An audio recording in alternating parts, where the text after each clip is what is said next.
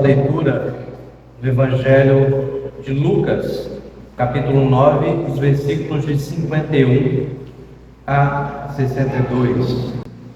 Lucas, capítulo 9, 51 a 52. Como estava chegando o tempo de Jesus ir para o céu, ele resolveu ir para Jerusalém. Então mandou que alguns mensageiros fossem na frente. No caminho eles entraram em um povoado na região de Samaria, a fim de prepararem um lugar para eles. Mas os moradores dali não quiseram receber Jesus, porque viram que ele estava indo para Jerusalém. Quando os seus discípulos Tiago e João viram isso, disseram: Senhor, quer que a gente mande descer fogo do céu para acabar com estas pessoas? Porém Jesus, virando-se para eles, os repreendeu. Então ele e os seus discípulos foram para outro povoado. Quando Jesus e os discípulos iam pelo caminho, um homem disse a Jesus: Eu estou pronto para seguir o Senhor para qualquer lugar onde o Senhor for. Então Jesus disse: As raposas têm as suas covas e os pássaros os seus ninhos, mas o Filho do Homem não tem onde descansar. Aí ele disse para outro homem: Venha comigo. Mas ele respondeu: Senhor, primeiro deixe que eu volte e sepulte meu pai. Jesus disse: Deixe que os mortos sepultem os seus mortos, mas você vai e anuncie o reino de Deus. Outro homem disse: Eu seguirei o Senhor, mas primeiro deixe que eu vá e me despedir da minha família. Jesus respondeu: Quem começa a arar a terra e olha para trás não serve para o reino de Deus. Amém. A igreja pode se sentar. Vou convidar os nossos irmãos e irmãs que estão dirigindo para se sentarem ali no banco da frente, porque nós faremos inicialmente uma dinâmica. Vocês já começaram a ajudar ao encher os balões. Vou convidar os nossos irmãos Arthur e o Murilo. Eles vão ajudar essa dinâmica.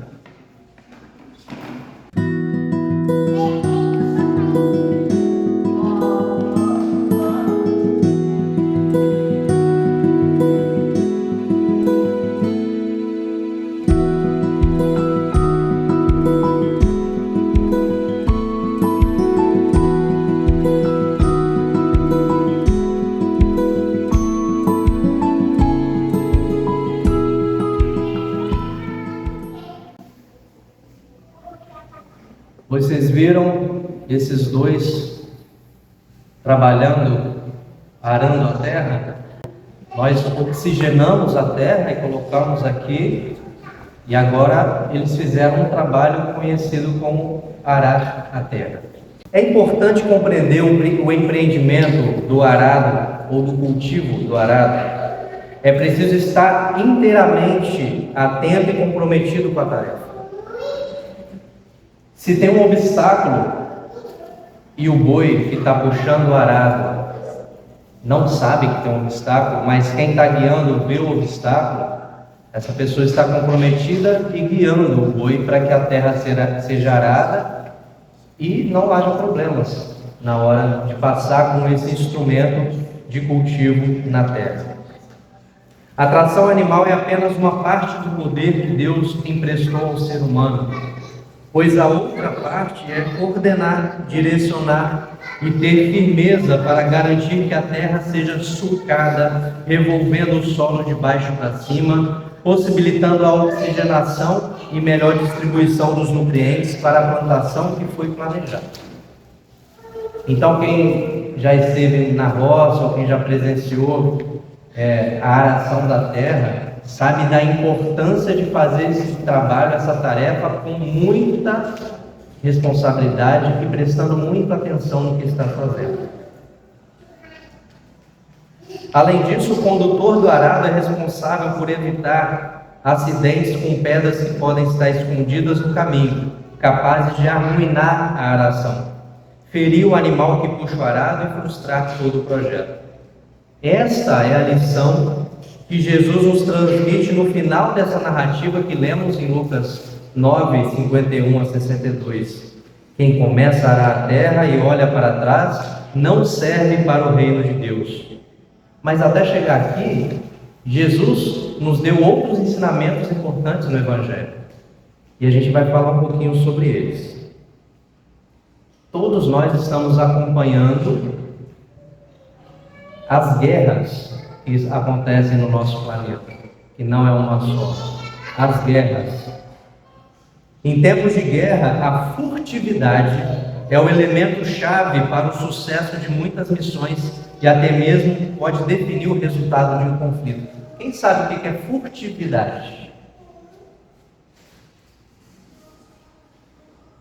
Você meio que se esconder. Algumas pessoas estão atualizadas sobre o que é furtividade. Não ser percebido por radares é a característica da tecnologia furtiva. O bombardeiro B-2 Spirit e o caça F-22 são os estadunidenses e os mais conhecidos. Os aviões russos, como o caça Su-57 e o drone furtivo S-70, são também outros exemplos. Ainda tem o chinês J-36 e diversos projetos europeus, indianos e árabes em desenvolvimento. Na prática, a furtividade serve para se esconder e fugir. A furtividade. Dá para ver os mensageiros chegando naquela cidade. Quando os mensageiros estão entrando no povoado samaritano, era possível ver isso. Jesus e aqueles que ficaram conseguiam ver a entrada naquele povoado. Era visível. Não era tão distante, pois os moradores dali não quiseram receber Jesus porque viram que ele estava indo para Jerusalém.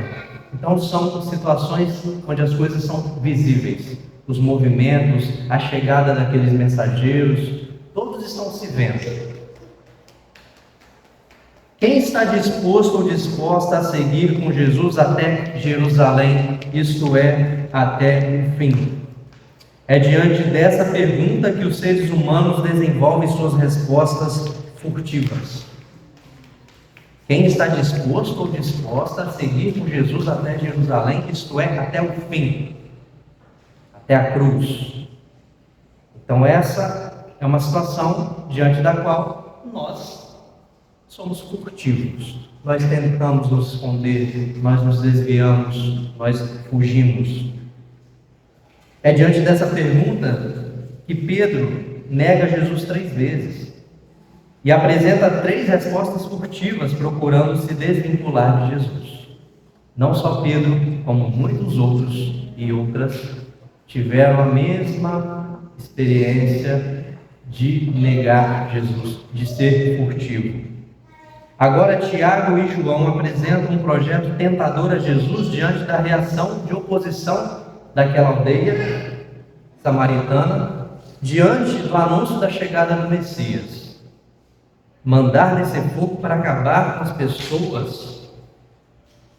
O que vocês acham? Esse é um projeto bom?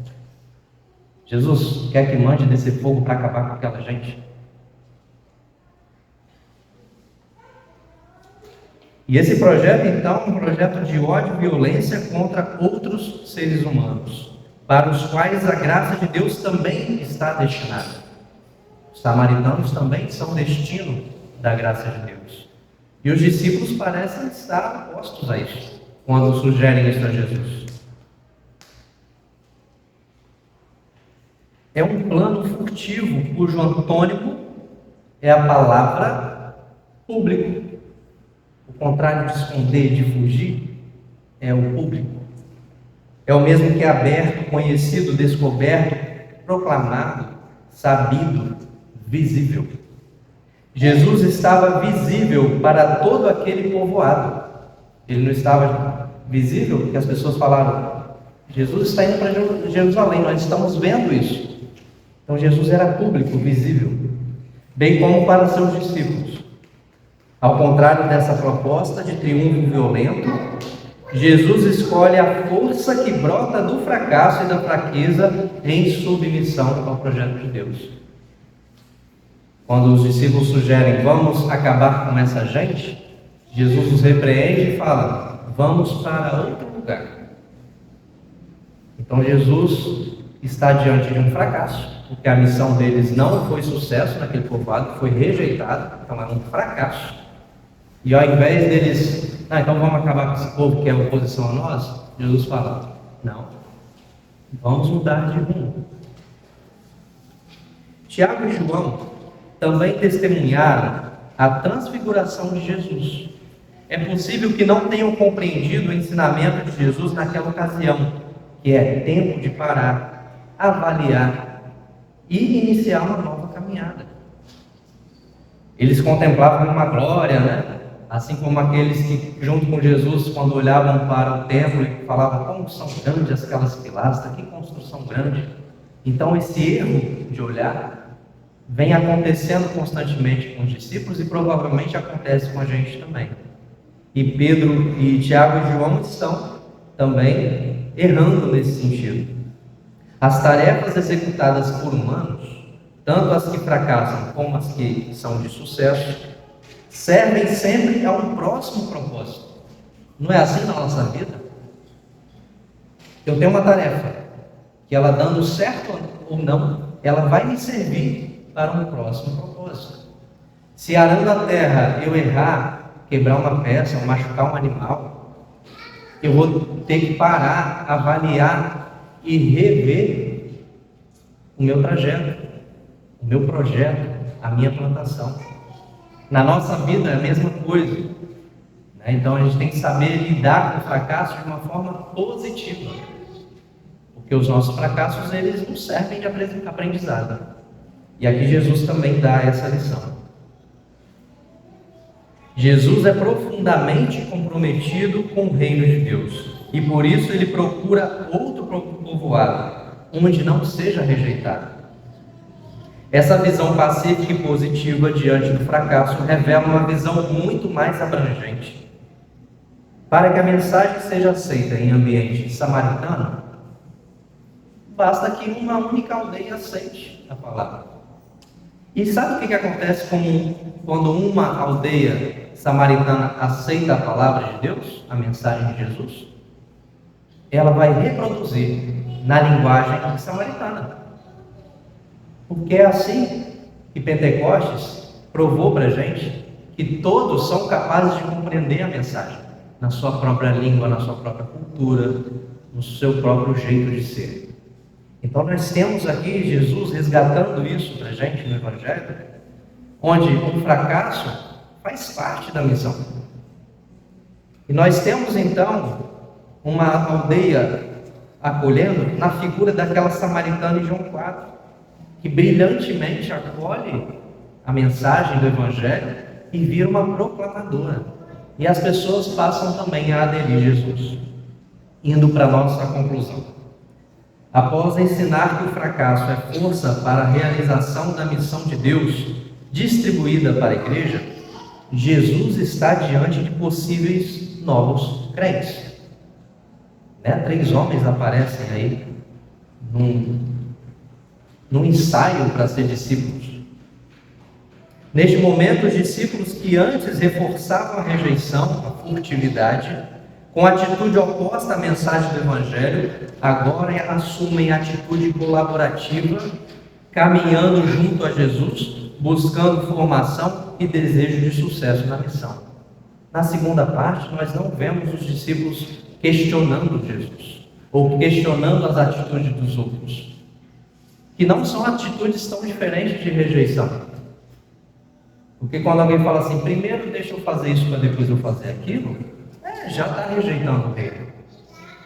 Porque se a prioridade é o reino, que outra prioridade eu tenho?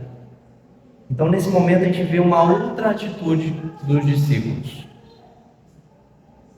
O motivo de rejeitar Jesus pode ser escancarado ou dissimulado, não importa, toda a rejeição a Jesus é de caráter furtivo. E esses são os outros ensinamentos que Jesus nos ensina hoje.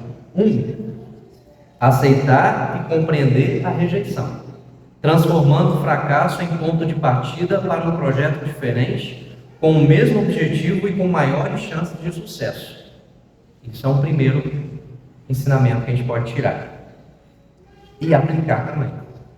2. O plano de Deus para a humanidade não comporta retribuição, pois é de graça e tem uma única prioridade: a vida da qual a morte faz parte, e não o contrário, a realidade do reino de Deus. A realidade do reino de Deus é uma realidade de vida e não de morte.